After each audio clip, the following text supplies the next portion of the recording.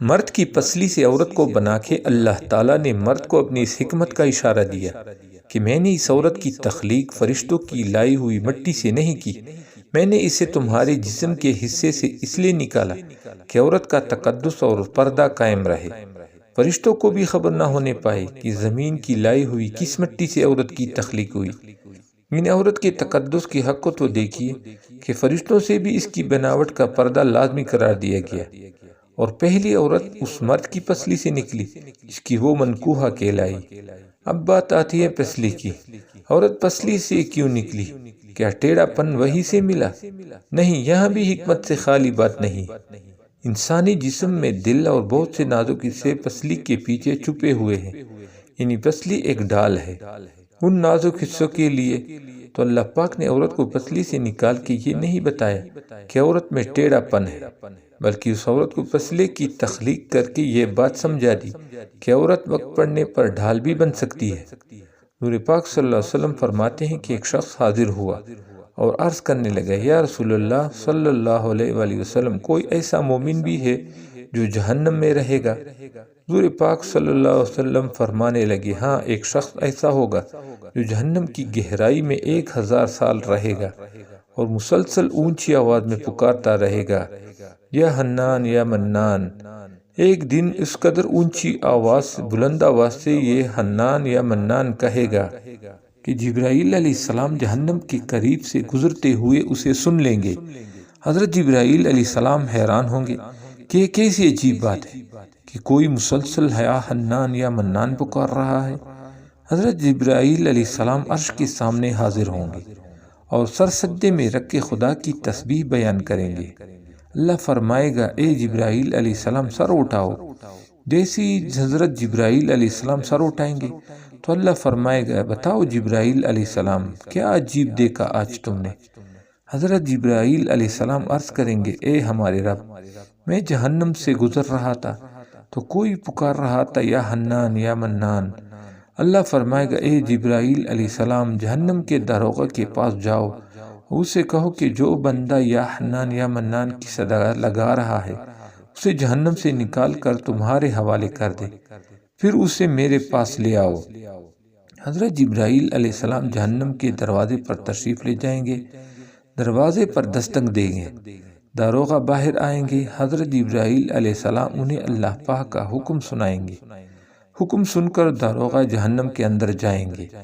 حضرت محمد صلی اللہ علیہ وآلہ وسلم نے فرمایا، جیسے ماں اپنے بچے کو پہچانتی ہے، داروغہ ایسے جہنم کو پہچانتے ہیں۔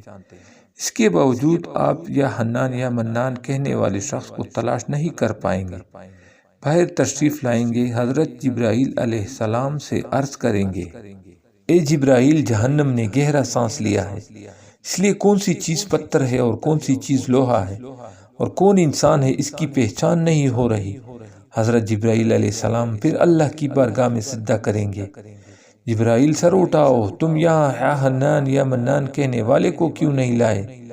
جبرائیل علیہ السلام عرض کریں گے، مولا، جہنم کے داروغہ نے بھی معذرت کر لی ہے، کہتے ہیں جہنم نے گہری سانس لی ہے، اس وجہ سے پتھر، لوہے اور انسان کے درمیان کوئی فرق نہیں بچا ہے، تو یہ سب جل کر کوئلہ بن چکے ہیں، کسی چیز کی پہچان نہیں ہو پا رہی۔ اللہ فرمائے گا، جبرائیل، داروغہ سے کہو میرا بندہ جہنم کے فلاں گڑھے میں فلاں کونے میں اس حالت میں پڑا ہوا ہے۔ حضرت جبرائیل علیہ السلام جہنم کے دروازے پر جائیں گے، داروغہ کو یا حنان یا منان پکارنے والے کا پتہ بتائیں گے۔ داروغہ جہنم کے اندر جائیں گے اور دیکھیں گے ایک شخص ہے، اس کے پاؤں اس کی پیشانی کے ساتھ اور اس کے ہاتھ گردن کے ساتھ بندھے ہوئے ہیں اور جہنم کے سام بچھو اس کے ساتھ لپٹے ہوئے ہیں۔ مالک اس کی زنجیریں توڑ دیں گے اور جہنم سے نکال کر حضرت جبرائیل علیہ السلام کے حوالے کر دیں گے۔ جبرائیل علیہ السلام اسے عرش الہی کے سامنے لے کر حاضر ہوں گے۔ پھر اللہ فرمائے گا، جبرائیل علیہ السلام سر اٹھاؤ۔ جبرائیل علیہ السلام سر اٹھائیں گے۔ اللہ پاک اس بندے سے فرمائے گا، اے بندے، کیا میں نے تیری بہترین تخلیق نہیں کی تھی؟ کیا میں نے تیری طرف رسول نہیں بھیجے تھے؟ کیا میرے رسولوں نے تمہیں میری کتاب نہیں سنائی تھی؟ یا میرے رسولوں نے تمہیں نیکی کا حکم نہیں دیا تھا؟ کیا تجھے برائی سے منع نہیں کیا تھا؟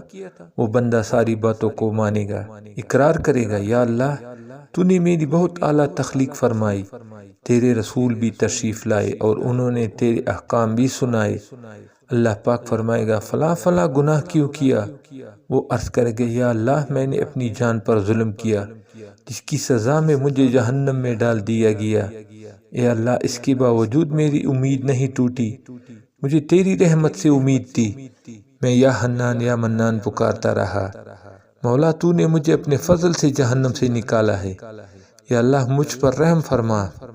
اللہ پاک فرمائے گا اے فرشتوں گواہ ہو جاؤ، میں نے اس پر رحم کیا اور اسے معاف کر دیا۔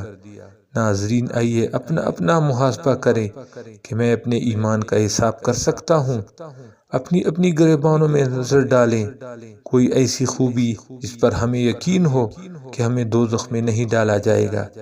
ہزاروں سال کی عبادتیں بھی رد ہوتی دیکھی گئی ہیں، تو بس اللہ سے دعا کرتے ہیں کہ اے اللہ ہم جانتے ہیں کہ اگر ہمارے ایمان کا سخت حساب لیا گیا تو یقیناً ہم نہیں بچ پائیں گے، ہم بے حد گناہ گار ہیں، لیکن اے اللہ ہم تیری رحمت کا سوال کرتے ہیں، ہم سے حساب اپنی عدل و انصاف پر نہ لینا بلکہ اپنی یہ رحمت اور عطا کا سایہ رکھنا۔